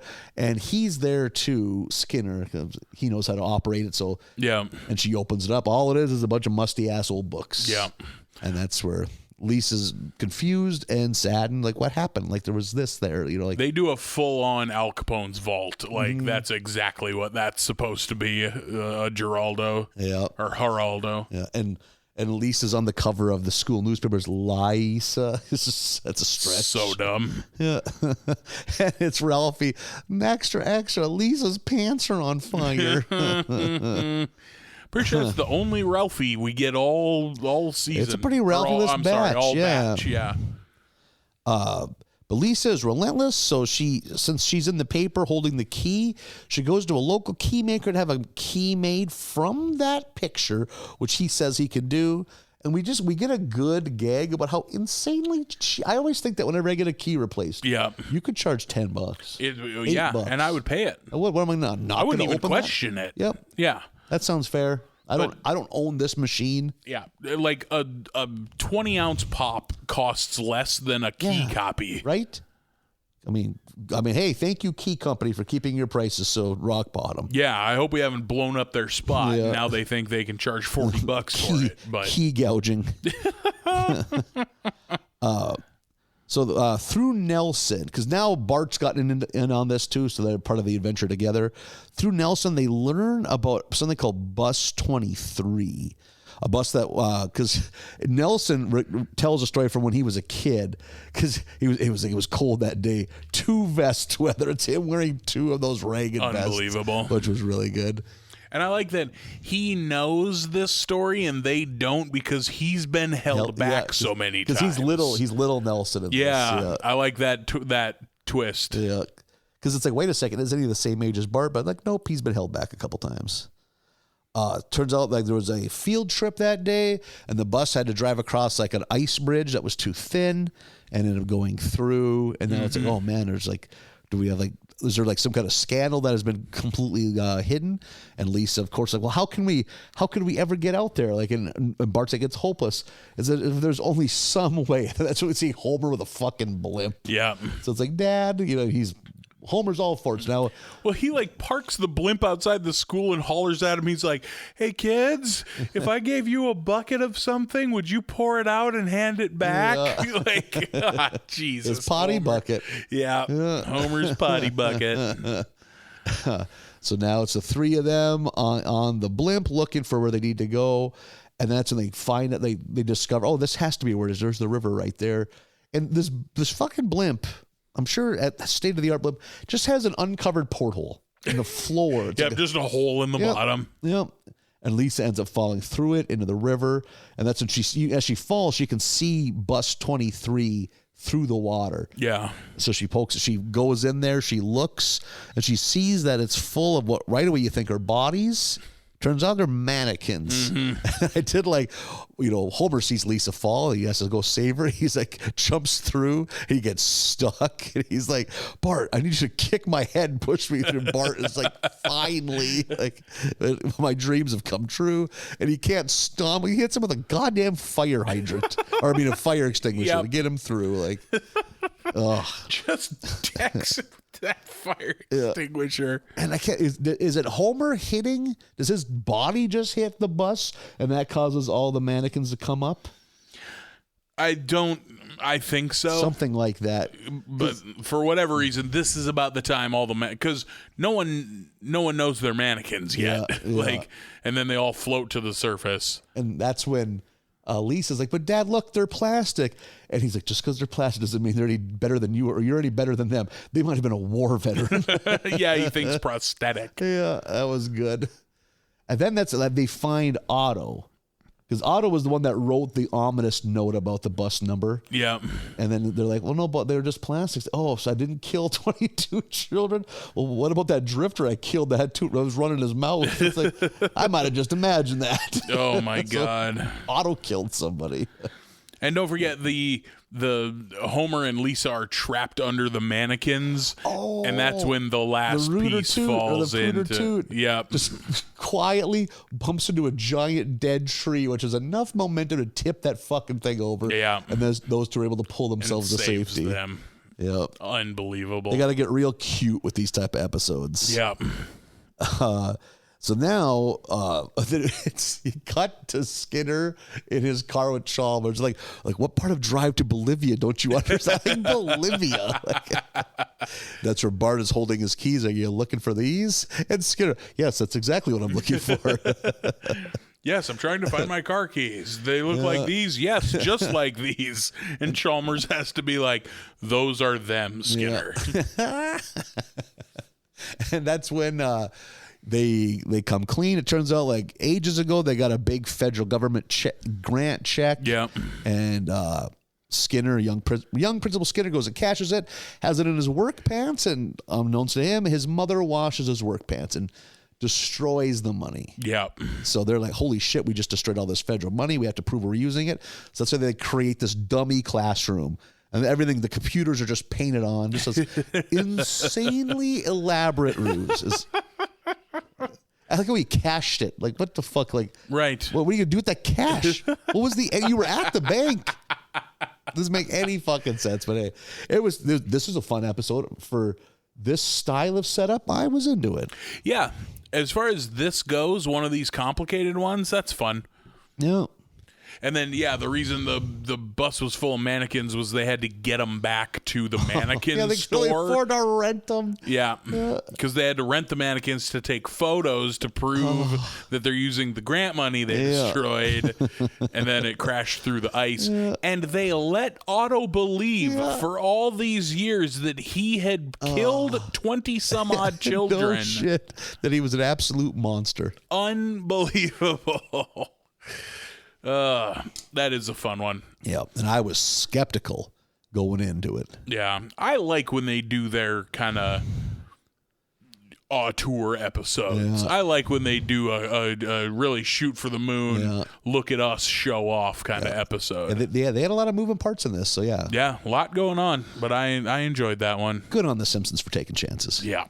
Episode 22, the season finale of season 22, is The Nedliest Catch. Good title. Decent title. I'm here for it right away. But that's really good for you. Like, you're enjoying the feeling that is. It's the last episode. It's a perfect 5 episodes ending the batch. Yep. Season 22 ending on episode 22. Yeah, this is tickling a lot of psychological bow. Yeah, just tying all together. Exactly. It's warm. Yeah, this is like running out of shampoo and conditioner in the same day. That's a feeling. Oh God, I love it so much. This is like typing a word that has the same amount of letters on each hand. This is an even number of M&Ms on each side of my mouth. We did it. Yeah, I like weird shit. Weird things make me feel good. The mouth shit. That's not something I've ever noticed before. Like the having equal on each side of the mouth. Oh man, if I'm pouring M&Ms in my hand and I accidentally put 5, I'll tip and pour one back in the bag. Really? And do a 2 and 2-er. Yeah, I like weird. Compulsory shit like that. My brain, if I have them on a table, my brain would separate them into colors. Sure. But when it comes time to eat them, I'd have no problem just a handful down my head. See, I wouldn't separate them into colors, but I would definitely eat them in even numbers. Yay, we're all broken somehow. We're all off. Yeah, we're all a little off. The school is throwing a celebration because the girls' basketball team made one basket to beat their rivals 2-0 in triple overtime. It is shooty hoop season where, okay, so I've been a little sour for the last week because the Lakers didn't get into the playoffs. So I've been not watching basketball out of spite, but I'm ready to come back now. Like I had my tantrum. I sat down in the middle of the grocery store floor with my arms crossed up flat on my butt. And now I'm ready to come back in and be like, okay, what did I miss? A couple key injuries. Okay. Devin Booker, by far the biggest offensive weapon for the Suns, who are the best team in basketball by far, is out. And now their series with the goddamn New Orleans Pelicans is 2-2. Okay. There's a chance Phoenix could lose in the first fucking round. All thanks to one fucking injury. It's crazy how basketball can do it. Yep. Especially basketball. It's so dependent on your best player. Zion isn't playing, right? Yep. And New Orleans they're fucking out there winging it. They were one of those teams. Because they're the Pelicans. Yep. Get it? Yeah. Oh shit, they got wings. Boom. They're one of the teams that wouldn't even be in the playoffs except for this new cockamamie play-in. They made the play-in, so here they are. They're fucking playing on house money. And then to lose. In the East, it's probably the biggest thing is tonight, or by now it already happened. The Celtics might sweep the Nets, and nobody saw that coming. Which would be bonkers. Yeah. Despite the fact that the Celtics were the higher seed, just knew the Nets were hurt all year, and then they're finally, there's healthies are going to be, except fucking Ben Simmons doesn't want to play basketball for a living, which is troublesome. especially for a basketball Yeah, player. right? Yeah, it would help. Yeah, that's who they traded James Harden for. So the guy they traded James Harden for doesn't want to be on the court. That's he just like today. Yesterday, he's like, "Yeah, my back is still sore." It's like, Is it been? Yeah, has it been sore all year? Weird. Yeah, it's. I wonder if it's going to come out that if he'll just retire. Because I mean, I feel like he's old. Oh no, he's 24. I bet. Who am I thinking of then? Oh man, Who's either a Ben or a Simmons that played for Detroit? Oh, you're thinking of Ben Wallace. There we go. No, I was like, Jesus, he's still in the league. Ben Simmons was the first overall pick, probably like 4 or 5 years ago, and played for because it was supposed to be him and Joel Embiid were going to lead the Sixers to greatness, and then he just decided he didn't want to play in Philly anymore. I mean, they're a very aggressive fan base, and Sure. he notoriously shits the bed. No, he shoots free. He's a guard. He's a 6'10" guard who shoots free throws at a Shaquian level. Okay. It's insane. So really good. Can't shoot a jumper. Insane. He can play defense like none other. He's like Magic, not quite Magic, but like he's a 6'10" point guard who can pass, run the fast break, finish at the hoop, rebound. Can't shoot at all. And if you pay attention to today's NBA, it's all about shooting. It's all about being Steph Curry like. Yeah. And he to the point in the playoffs, he just would pass it as soon as he touched it because he doesn't want to get fouled and embarrass himself. That's Weird. troublesome. That's like the yips. Yep, yeah. He's got the basketball yips. And he has that, summers are off. Apparently never takes time to ever get better at anything. Like, it's weird. So a lot of people are starting to wonder, if he was 6 foot instead of 6'10", would he be playing basketball? Yeah, maybe not. Maybe he doesn't love it. Just got pushed into it from when he was a kid. His dad was a pro in like overseas. He grew up in Australia, like American dad, Australian mom. Okay. Came here for 1 year of college ball because his dad played college ball at LSU. Sounds like a sitcom. Right? Yeah. Disgraced former NBA player moves back to Australia and runs a farm of some kind. Come get all these emus. Yeah, an emu farm would have to be it. Yeah. So yeah, that's where it's. Other than that, there's some good series. God, I'm trying to. Kind of the local team, Minnesota, is making a really good stand. They're the 7th seed going up against a 2nd seed, Memphis. Well, Minnesota in the playoffs for the second time in my life. Yep, second time of your adult life. Crazy. In a team, in a sport where 16 of the 30 teams make it. Yeah, I'll have to watch. I'll for sure watch the Celtics game tonight just for you. I bet Sacramento's made the playoffs probably only once in your adult life. I bet people forget there's a team there. The Kings? Yeah. Okay. I had to think about it. Have you ever met a diehard Kings fan? No. Yeah. The LA Kings have way more fans than the Sacramento Kings. Sacramento Kings are tied like one of the original 4 NBA teams that are still left. It always threw me off that there's a hockey team and a basketball team from the same state with the same name and the same colors, and I've always been like, that should be illegal. Yeah, they were this. I'm trying to think what they were. One of those random ass NBA teams in some city that it's weird, like the fucking Syracuse Nationals or something like that.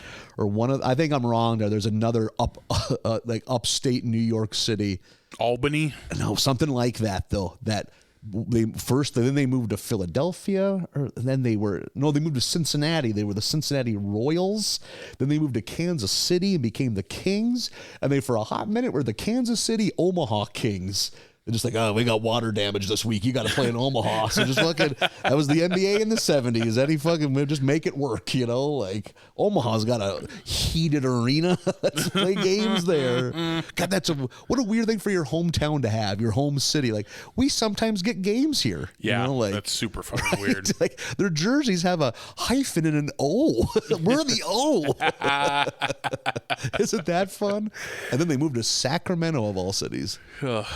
Yeah, I got to watch the hoops. Yeah, so there we go.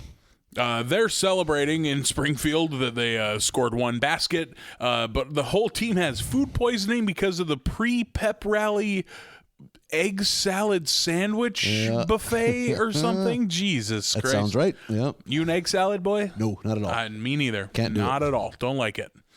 I get it, but no. Yep. Nope.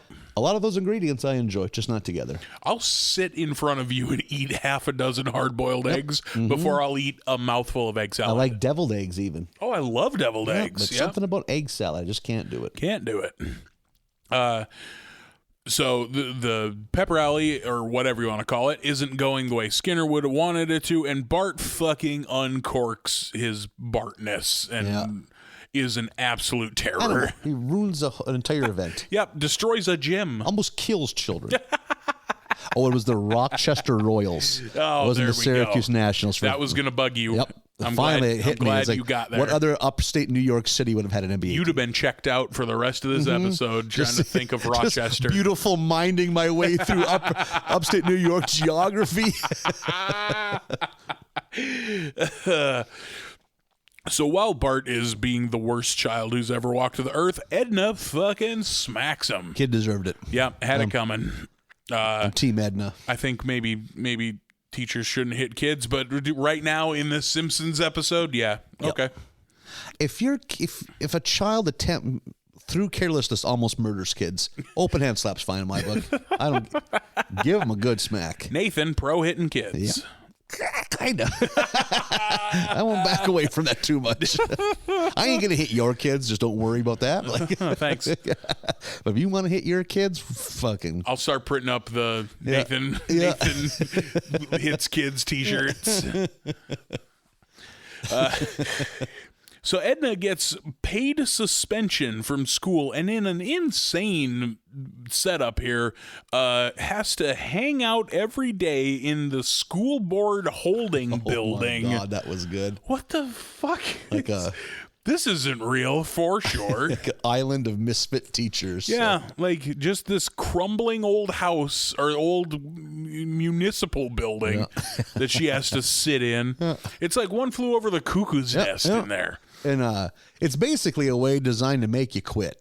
Yeah, because of the union, we can't make you quit, and we can't fire you. But if we like, treat you badly enough, you'll quit on your own. It's like psychological torture. They can't have their phones. Like there's nothing there. Insane. Like fucking one guy eating his own beer, just sucking on his beard is so gnarly. Oh my God. So Edna is dealing with that. Bart sneaks in and springs her out. He's going to jailbreak Edna after kind of a half-ass apology. When he falls to that hey, look, a possum. And it rears up a dead and it bites him. I think we just hear him go, cowabunga.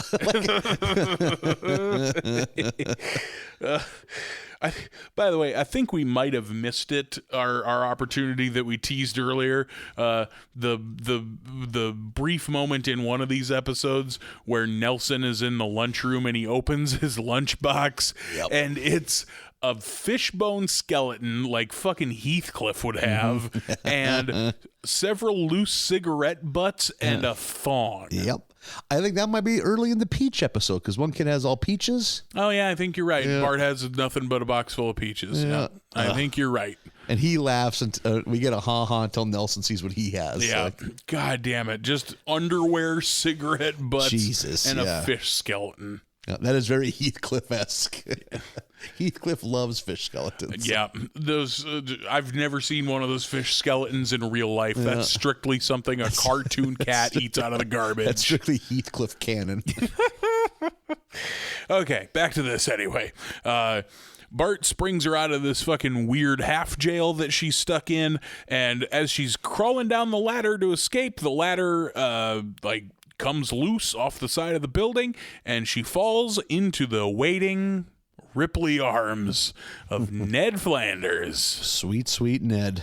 He catches her. He says something along the lines of, "Oh, was there an explosion at the candy factory? Because I just caught a hot tamale," or whatever he says. Yeah, red hot or something like that. Yeah, red hot. Yeah. Real good Ned pickup line there. And they go out to lunch, and they're flirting and having fun and seem to be hitting it off.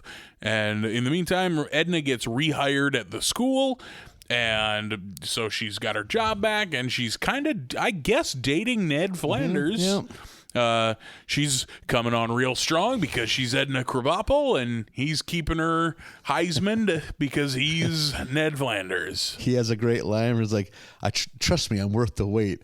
I'm like a mild cheddar. I get tangy when I sit on the shelf. Unbelievable. God, I laughed. They like show them watching television, and then it kind of fades out and fades back in, and Ned's like, "Oh, you ready for another round? And he goes to the next chapter of the DVD, which is Ken Burns' Cheese. I'd watch a Ken Burns documentary just about cheese. I wonder if those are streaming anywhere. I like the Ken Burns documentaries. I don't know. I think PBS has its own app. I don't know. At one time, some of them were on Netflix, but that was... I watched his World War II doc on there, but that was 5 years ago, probably. I'll have to look. I think his Wild West one is supposed to be pretty good, and I've never seen it. The music one's phenomenal. Oh, really? I've heard the baseball one is good. Yeah. I watched that in high school. That was that long ago. I should try to find those. I think it was Civil War, then it was baseball, and then it was just rock and roll. Okay. Those are the ones I remember from like the 90s. That Civil War one is huge, and that's so good too. Yeah, I don't like the Civil War I usually don't as a thing to learn about. Yep. I usually don't either, but that one drew me in. He's fucking good at documentaries. Yeah. That dude has found his lane. Much like Dan Carlin can make me listen to shit I don't care about. I love his podcast, so I'll give Ken Burns' other shit a shot. But burns it up, bro. No, burns it. I'll get real Burnsy. So Edna, Bart is not a fan that Edna is always coming around, that she's always over at Flanders' house, and Edna is not a fan of how the Simpsons treat Ned Flanders. Yeah. So we got conflict between Edna and the Simpsonses. Homer, we get this little moment of them being like, all right, we know how to handle this. Homer's going to take Ned out on the town, which is to Moe's, and show him what he's missing out on in the single life. While Bart is supposed to explain to Rod and Todd that the second wife, the stepmom, is always evil. Yeah.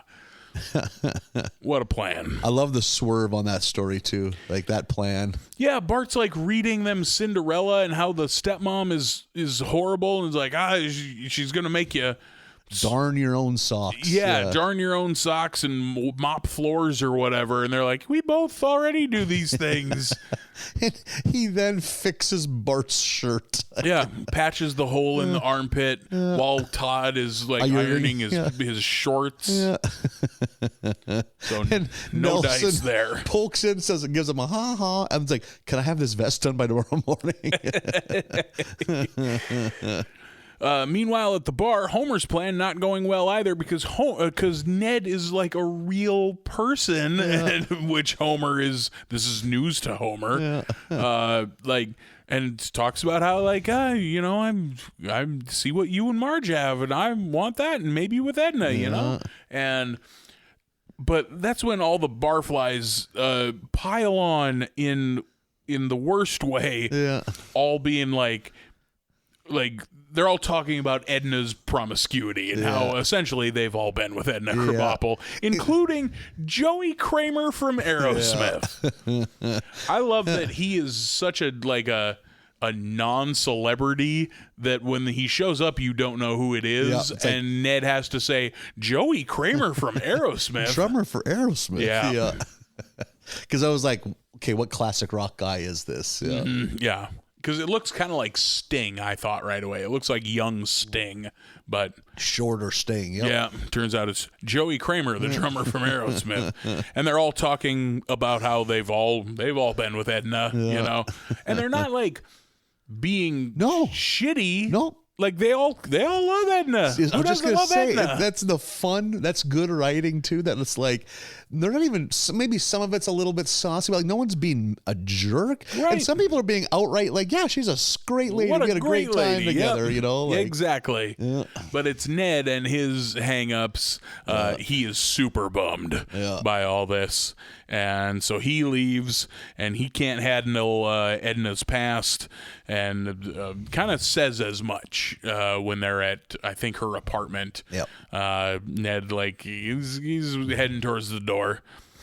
Homer then talks Ned into giving Edna another shot because he thinks, you should try and make it work. And he does all this while Ned's on his power walk. Yeah. And Homer is like running beside, always having to like work harder. It's like backstroking through like the city drainage river. Yeah.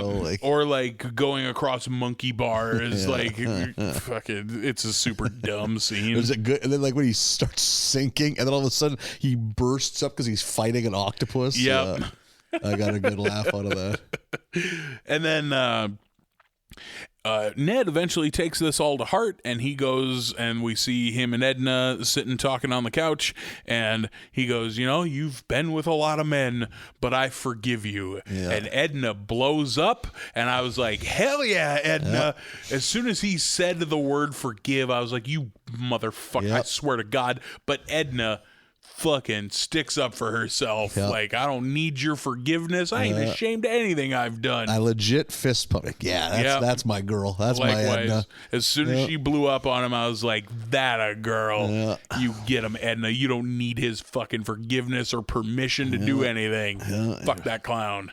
And then it's a strange ending, and I had forgotten that this was the season finale, but it just kind of freeze frames and pulls back as if it's on a projector screen, and Homer and Marge walk into... dressed up. Yep, all dressed up like it's the Oscars or something, walk into the foreground, and they're like...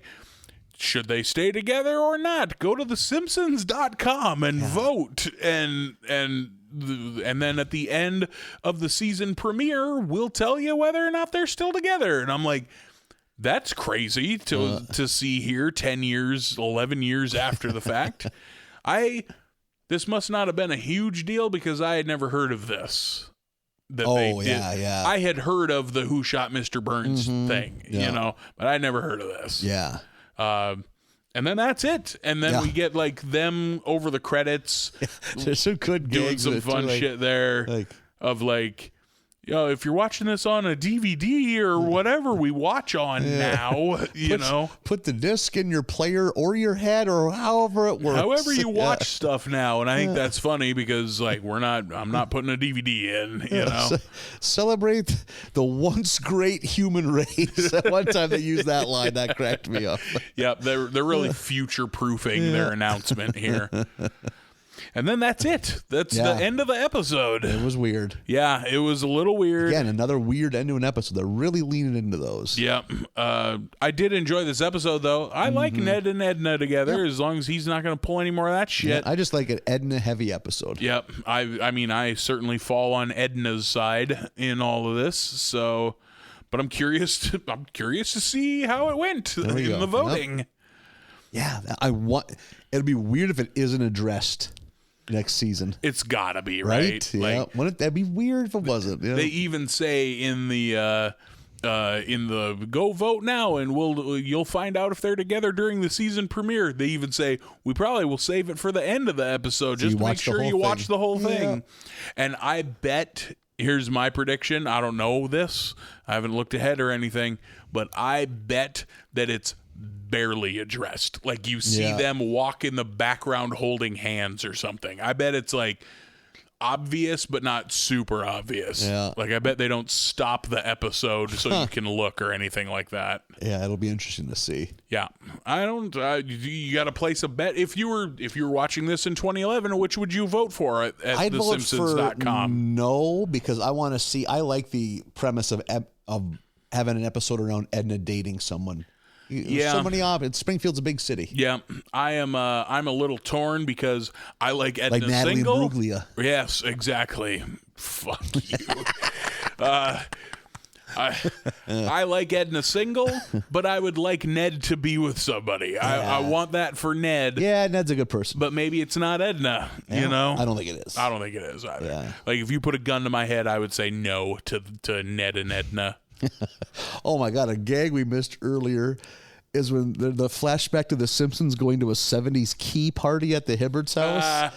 And they run out once they realize that it's like a swinger party. And then Hibbert's like, hey, where are you going? The sex is about to start. And he's got his arm around Mrs. Van Houten. And then Mr. Van Houten is like, my key is for the barricade. It's like, rules are rules. Rules are rules, yeah. Good God. Yeah, that was funny. I like to think that all of the Simpsons characters we know were into a 70s swinging scene. That's it. That's season 22. We did it. Nice bow. We wrapped it up. Yeah. We're done. And we'll start 23 next week, I guess. Crack the seal on a new episode, right? Just episode 1. That's going to be nice. Yeah. New season, episode new possibilities. 1. Yeah. Episodes 1 through 5 is the homework for next week. Just go listen to them. Yeah, may as well. Why not? Well, I mean, watch them. Yeah. And then listen to this. Yeah, listen to them. Yeah. Listen for a season and realize how good you have it. And then season 24, oh my God, with the visual. That's where it's at.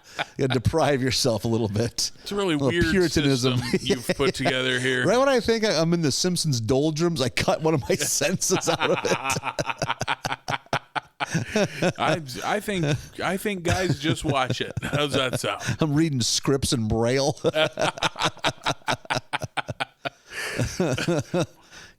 Deeper understanding. Boy, how hard do you think it is to learn Braille as an adult? Like you're not raised with it or anything. Yeah. But like tomorrow you're struck blind and have to learn how to read Braille. I couldn't fucking order a butter burger in Spanish if you gave me fucking 7 years. To try to learn Braille is insane. It's probably Butterburger. I bet you can just shout Butterburger enough times to where they'll give you one. You're just at the wrong restaurant. Sir, this is an Olive Garden. We don't even have a drive-through. Butterburger. You're in your car. You're shouting at a window where a cook's helper slicing up fucking tomatoes. Oh my God. So make sure you're at Culver's. That's yes.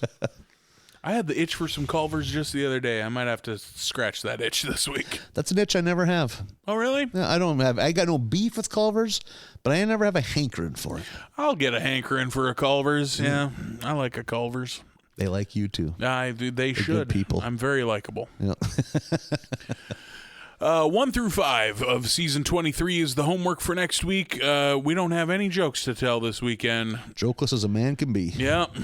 Is that a Garth Brooks? It is. Thank you. Yeah, boy. Joke time. I know this isn't this way everywhere, but up here in North Dakota, joke time slows down once the weather gets warm. Yeah, our giant clown shoes get hung up until harvest. Yeah, like joke time is seasonal up here. So our squirty lapel flowers, our joy buzzers, whoopee wilted cushions. Yep. Yeah, you've never seen anything sadder than a wilted squirt flower. Don't Google that. Yep. You know, this time of year, it's probably real dog shit. It ain't fake dog shit. You don't got the spirit for it anymore. What I'm getting at is if you live somewhere else and want to book us to do stand-up comedy, by God, we will be in your yard so fast. Yep. Have goofs will travel. Just sleeping in your yard. There's no distance we won't drive to tell jokes. The truth. So keep us in mind all summer and spring, I guess. Yeah.